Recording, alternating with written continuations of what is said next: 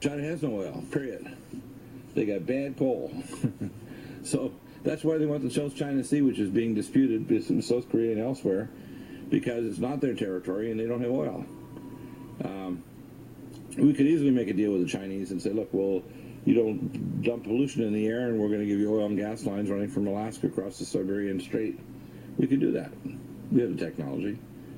Or large tankers that could bring oil and gas across. But we're not, and I don't understand it. To me, we could make a deal where we enrich America, we have non-polluting technologies, and the Chinese would be happy as anything, and we would not have them, we'd have air scrubbers, and so their own air and water would not be all polluted to death. They have no environmental standards at all. We could force them by international treaties to have better environmental standards for the world, so they don't dump out hydrogen sulfide and sulfur dioxide and kill their workers. 600 workers every day in China are either dead or permanently disabled because of poor environmental work conditions, just in China, not including Malaysia, Indonesia, and India. Per day. Yes, yet they take most of our worth because they know that it's too dangerous. What's that now? They won't take our food, you mean? Genetically modified food. Oh, that's because wheat, because they know that's too dangerous. I talked to a lady the other day who has a friend whose husband actually works for, I call Mount Satan. And I used that when I was talking to her, and she's quite a nice lady. And by the way, she sent me an interesting thing that the under Obamacare, they actually have ensconced one of the treatments is actually beheading. It's actually in an ICD-9 and now a 10 code. So beheading is part of a treatment, I guess. I don't know. Maybe it's considered a really close haircut. But you got to understand how crazy the government is, okay? They won't take our food, you mean? Genetically modified food. Oh, that's because wheat, because they know that's too dangerous. I talked to a lady the other day who has a friend whose husband actually works for, I call Mount Satan.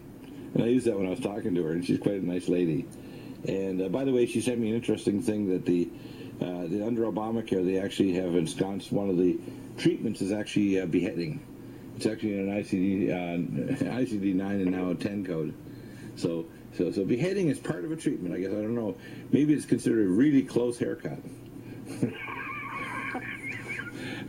But you got to understand how crazy the government is.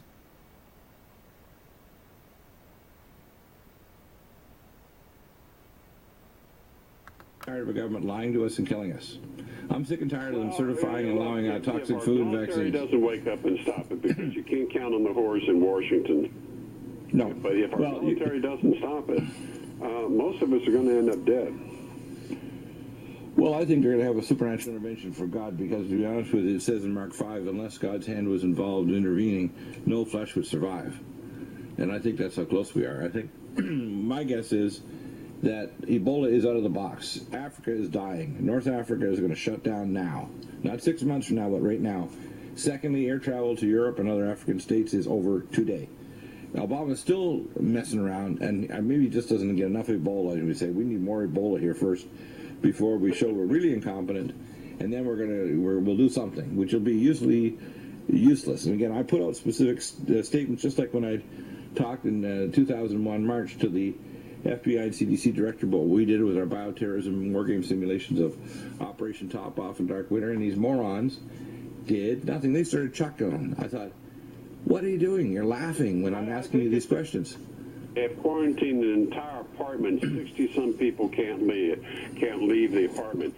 Whereas what we did in Dallas, a deputy sheriff went into the apartment of the guy from West Africa and had no protection on. And then he began to worry when they later quarantined his uniform and his squad car, but not himself. And he's now in the hospital with Ebola. I mean, my. The stuff that would... Oh my! Insane. Well, it's I don't know. Stupid isn't a good enough word to explain this. I call it Stevel, which is a combination of stupidity and evil. Stevel.